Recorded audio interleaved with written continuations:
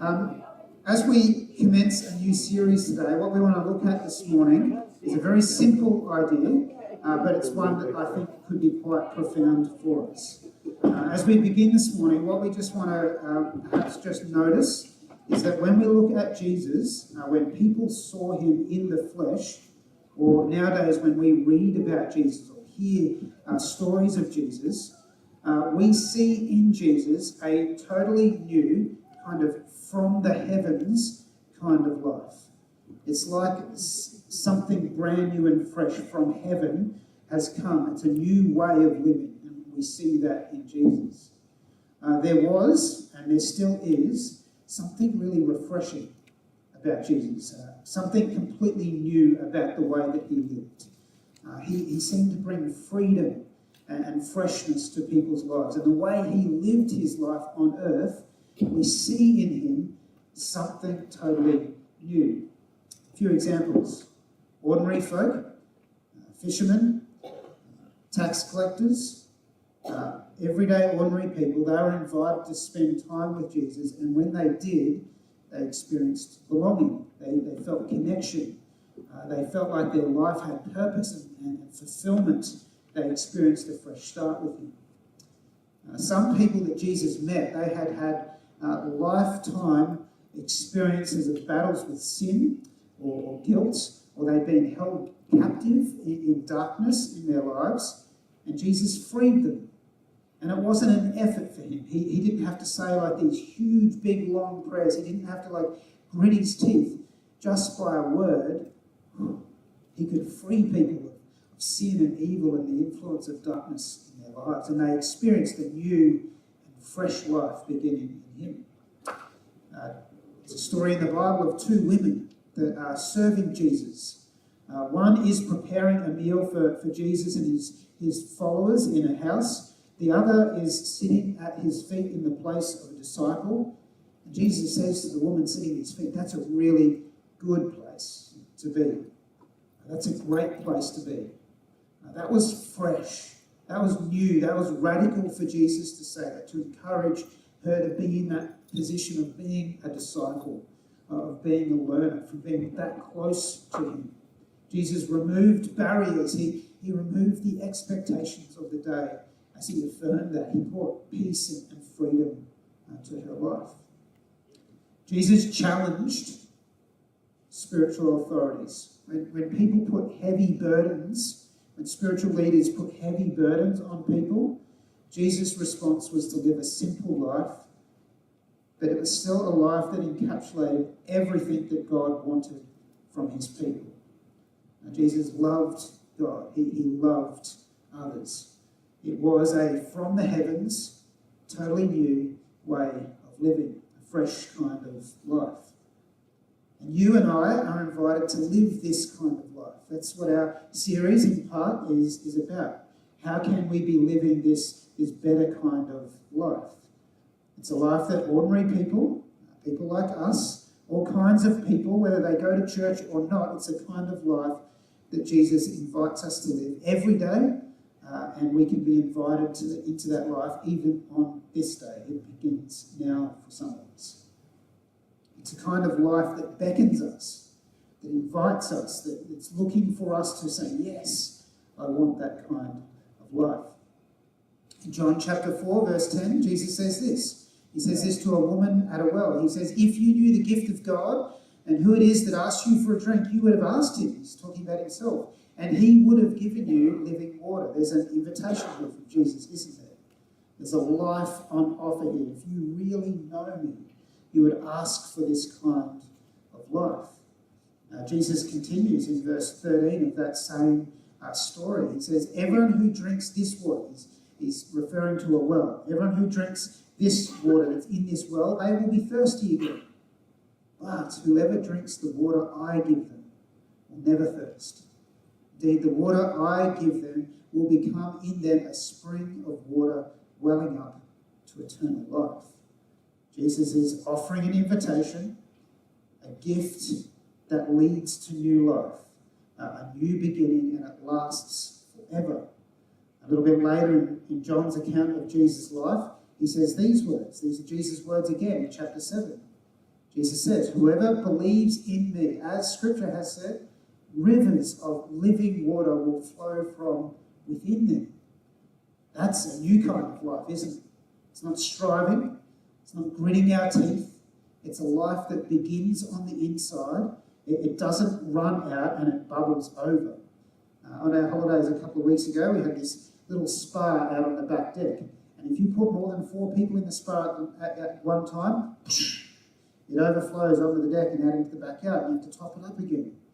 Jesus is talking about a kind of life that is perpetually being filled from the inside, and not just to satisfy our desires and our needs for life, but it's a life that bubbles over, a life that spills out, and we become people who offer life to others. We become people who are life-giving in our neighbourhood. That's the kind of life that Jesus is saying. If you have faith, if you trust me for it, that's the kind of life that I can give you. I know I'm speaking in metaphors a little bit, using Jesus' words here.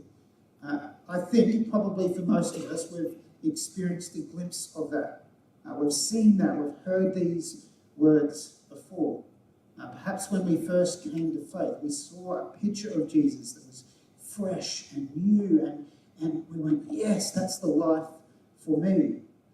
In sermons, as we read the Bible, as we listen to podcasts about the Bible, we get a glimpse of who Jesus is, that kind of life, the life that Jesus lived, could be possible for me, could be possible for you. But perhaps for many of us, as we've expressed faith in Jesus, we've seen this vision of who Jesus is, we've desired to live this life, but perhaps for many of us, our daily experience isn't that. Our daily experience is that we might struggle or even fail to enter into that kind of life that Jesus offers. I'm not saying that we're not Christian. I'm not saying that we don't believe in Jesus. We're just recognising that we see this picture of who Jesus is, but our daily experience, we kind of feel like we don't measure up, or we fail to enter into this free and fresh from the heavens kind of life. There's probably a number of reasons why that might happen for some of us. Here's just 3. Perhaps number 1, we fail to immerse ourselves in Jesus' words. We hear his words, but they're not part of our daily lived experience. And so our lives aren't immersed in Jesus' words. We perhaps go to church or read things from the Bible, but Jesus' words and his life don't interact with our daily life very often. And so we listen to things or we read things from the Bible, but we don't know how to take that next small step of actually living that and having that part of our life. And so Jesus' words are kind of separate from our daily experience. We've got our kind of church world and we've got our everyday life, and the glimpses we see of Jesus don't tend to translate into our everyday life because we're not sure how we can be immersed in those words in Jesus' life in our everyday life. Perhaps for some of us, we struggle to enter into Jesus' way of life because we've become obsessed with focusing on our external behaviours. This is who I want to be. I want to strive to become this kind of person. I want to live like Jesus. And we've never learnt how, or perhaps we've never understood how we could become like Jesus from within our hearts. And so being like Jesus is just hard work. It's a strain. It's about rule keeping. It's about rule following. And it's about guilt and shame. And perhaps you've had a New Year's resolution for a number of years and it's never brought about any change. Perhaps we've struggled to understand, how is it that I can become like Jesus, be transformed to be like him from within my heart rather than just by gritting my teeth and trying harder. And so perhaps living like Jesus seems impossible for us. Perhaps a third way for some of us is that we haven't really come to grips with just how generous Jesus is in his grace, how much he has redeemed us and set us free from destructive powers and negative thought patterns, and we've never fully comprehended the total depths of the mercy and grace that Jesus shows us. So we beat ourselves up when we don't get that New Year's resolution. We feel hard on ourselves and down on ourselves because we haven't had an experience or understood just how magnificent Jesus' grace is. In Jesus' day, there was a group of Israelites who very much wanted to try and live the perfect life. They wanted to live a life where they loved God and where they loved their neighbour. And they thought that if they could live that life perfectly, follow God's law perfectly, in faithful observance of all of God's laws, their belief was that if they could do that perfectly, then that would usher in the coming of the Messiah. And so this group of people, they were called Pharisees, they did that. They wanted to try and live out God's law perfectly. Because if we're doing that by the letter of the law and nailing and getting it perfect, that'll be the time when the Messiah comes. They were experts in all of the writings of the Old Testament and the laws of God. They wanted to live God's laws perfectly. And so what they'd done is they invented on top of that hundreds of oral traditions, things that they would interpret God's laws by. It's a good thing in many ways, isn't it? Their desire was to be living the kind of life that God wanted them to be living. And they were hoping to preempt the coming of the Messiah, God's King, to come and bring his rule and reign on earth. What they desired was a really good thing. But what they had created was burdensome. It was heavy. To be a Pharisee, to live the way that they taught, required years and years of study, many scrolls, hours of debating and learning to read ancient Hebrew and strict observance of the tiniest little aspects of our lives. Jewish leaders like this would talk about being yoked to God's law. It's kind of an ancient image, this idea of being yoked to the Torah. If you don't know what a yoke is, we're not talking about an egg yolk, we're talking about a piece of timber. A yoke is a frame that would join two animals together, usually oxen or something like that, to pull a heavy load. Metaphorically, Jews were kind of saying they wanted to be yoked to the laws of God. It was an image of submitting to, being joined to someone or something else. For the Pharisees, they taught that to be yoked to God's law, and that's not a bad thing at all. To be yoked to God's law meant this scrupulous observance of every single part of life, including all these hundreds of oral traditions. And it was heavy. It was impossible to live. For the ordinary, in-the-street kind of person, to keep all the laws that the Pharisees had prescribed, it was just impossible. It was out of reach. So what's the point in trying? And in reality, the Pharisees who taught these laws and put on a good show of living them, Jesus sees right through them and he says, you guys are a bunch of hypocrites. You say one thing on the outside, but your inner life, the way you're actually acting behind the scenes, hypocrites. You can't even do the things that you're teaching.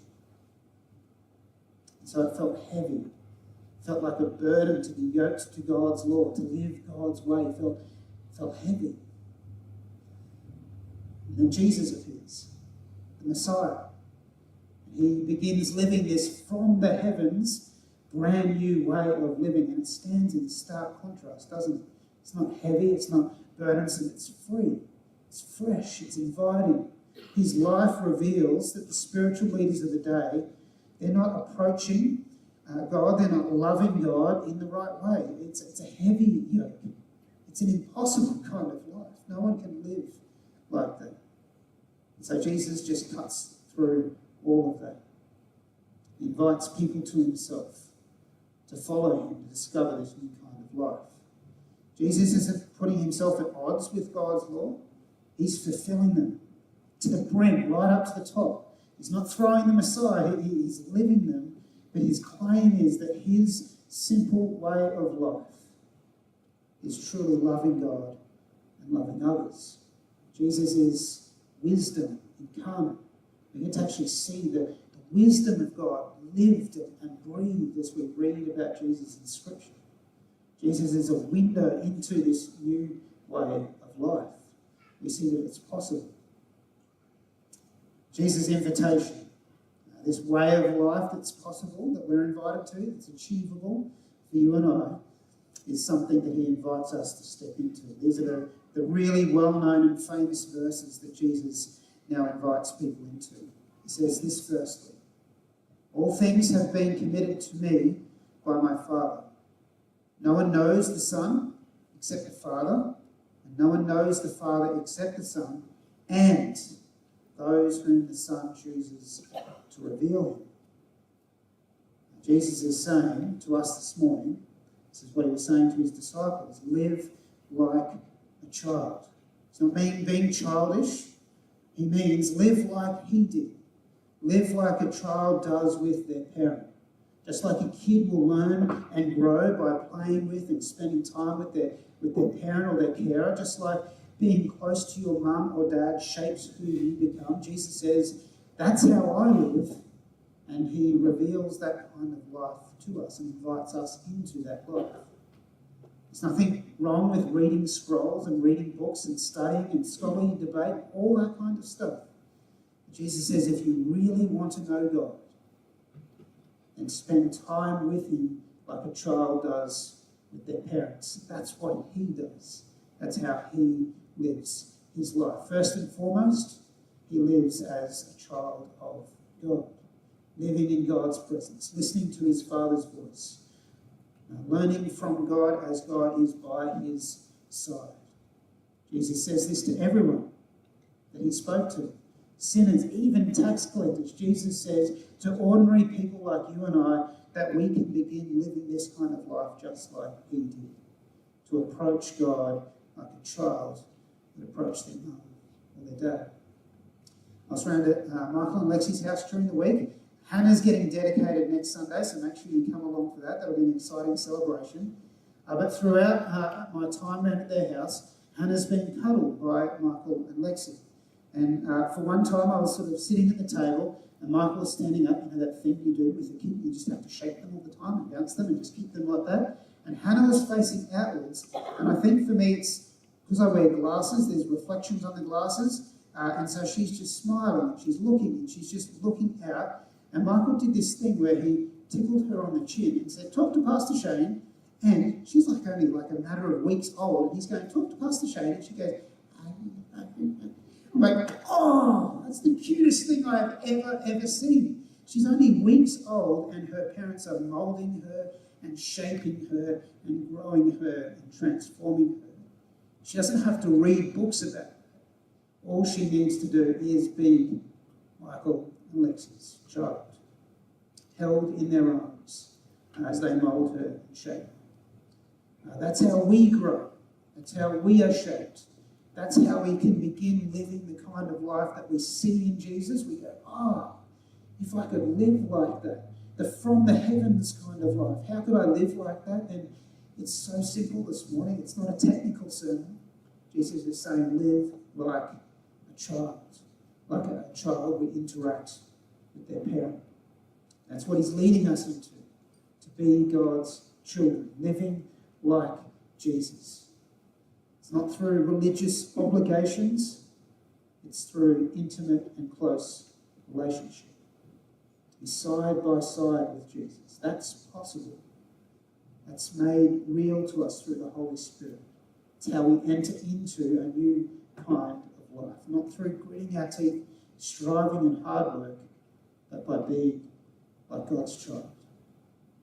Jesus continues this very famous passage with these words. Come to me, all you who are weary and burdened, and I will give you rest. Take my yoke upon you. It's that same image that the Pharisees used to talk about being yoked to God's law. Jesus is saying, well, I am wisdom incarnate. I am the law. Come and be yoked with me. Jesus says, take my yoke upon you and learn from me. For I am gentle and humble in heart, and you will find rest for your souls. For my yoke is easy and my burden is light. Jesus invites us to leave the burdensome ways of heavy labour, especially the religious ones, and to step into his yoke of training for life, to be joined with him. Jesus has already issued the call to his disciples, to us, to follow him. This call is to say, come and receive me, come to me, know me, be yoked with me, joined with me. He's offering himself to us, to know him, to receive him in the inner core, the centre of our being. Jesus is meek, he's lowly of heart. He's not using standover tactics here. He's not being authoritative in the sense of being domineering or telling us what we have to do. He's not imposing any sense of moral, physical, emotional, financial burdens upon us. He's just saying, when the things of life happen, and you can have some difficult things happen in life, when things like that come our way, when Jesus even says things like, pick up your cross and follow me, when Jesus says, sell your possessions and come after me, Jesus is saying, just as I am perfect, you can be perfect too, but this is not a burden, this is not a weight. Jesus is saying that when all of these things happen in our life,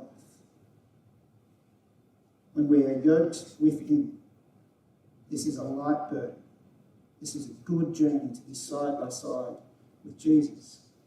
His way of life, living with him, actually brings rest for our souls. Just wrap our brains around that.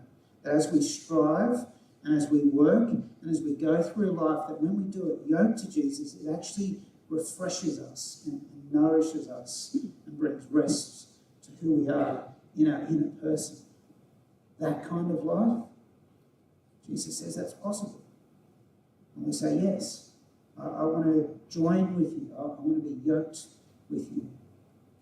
We will find rest in him. Jesus invites us to leave those heavy and burdensome ways of gritting our teeth and leave that life behind and step into his way of life that brings rest for our souls. Many years ago, at a previous church before I was a pastor, there was a person in that church. He had just retired, and I looked up to him. I kind of went, I like that guy. I like the way he is a dad. I like the way that he's a husband. I like the way that he just lives his life. His kids were probably about my age or just a bit younger. I was just a new dad at the time, and I saw his life and went, there's something about the way that guy lives that, I don't know, I like it. And so I asked if he'd mentor me. That's a stupid naff thing to do, maybe, I don't know. I don't know if anyone asked anyone to mentor them, but I did. And so we'd go and we'd catch up. And I'd ask him questions about his life, and he'd share things with me, and we'd often go and do something rather than just like sit in couches looking at each other like a psychologist or something like that. And I learned from him. I saw the way he lived his life. But even more significant and important than maybe sitting opposite him and having these chats was I got to see him be a dad. I could see how he responded when he was under the pump. I could see that life lived before my very eyes. At the church I was at the time, we went overseas, a few people from the church, and we built some houses for a Bible college over in the Solomon Islands. When you're on a trip like that and you go overseas into a new culture, you can see people at their best and you can see people at their worst when they're under pressure. When he was under pressure, when he got the 24-hour gastro bug like everyone does when they go overseas, I got to see what he's like when he's under the pump, when he's under pressure. And there's something about his life that brought rest to my soul. So I wanted to learn from him. That's what Jesus is offering us this morning. Maybe you can see that in a person here at church. Maybe you see that in the person of Jesus. And the invitation is, how can we begin living that kind of life?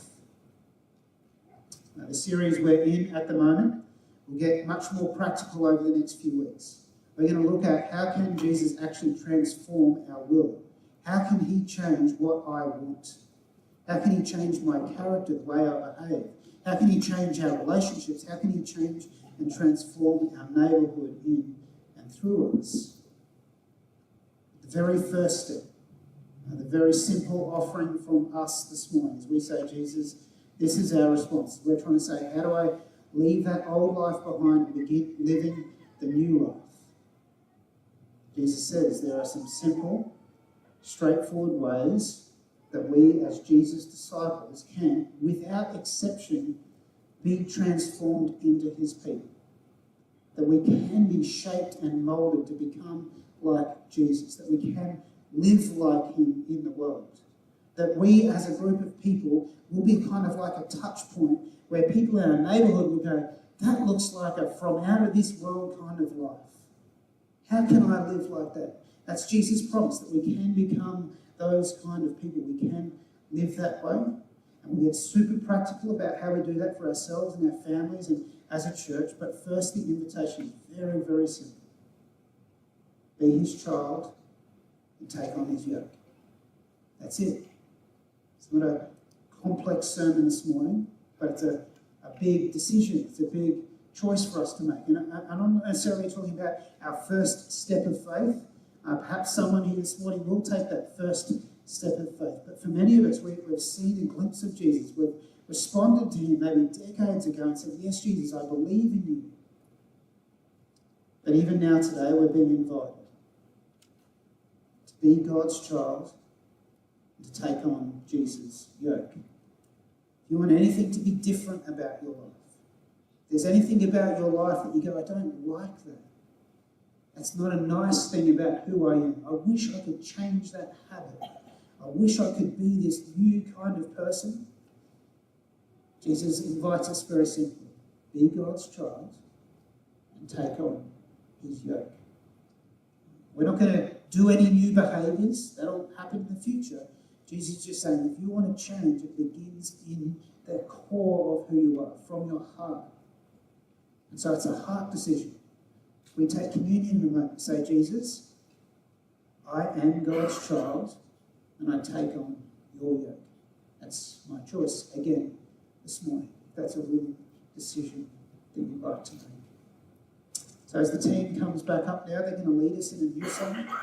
We can just sit and listen to those words, and a little bit later on, Christy's going to lead us in standing and singing together. It's as simple this morning, but I think it's significant. We're invited to be these kinds of people. Jesus, we want to worship you right now. As we see who you are, as we see the kind of life that you live, and as we look at our own life and who we are, your invitation is that we can be shaped and moulded and changed to become more like you. Jesus, your invitation to us this morning is simple, and yet it's so profound and significant. You say, God, we are welcomed into an utterly new kind of relationship where not just when we come to faith, but each and every day we can live as your children with this brand new identity. No longer defined by our sin or our shame or our guilt or whatever, but we can live as your children, set free. So Jesus, help us to receive that this morning. And Jesus, perhaps our response to that is to say, well, if I'm going to live like you're calling us to, God, if I'm going to love you, God, with all of my heart, if I'm going to love my neighbour as myself, then my first step this morning is just to say, Jesus, I will follow you by putting on your yoke. I receive that. I receive you. I come to you again this morning. Pray these things in your name, Jesus. Amen.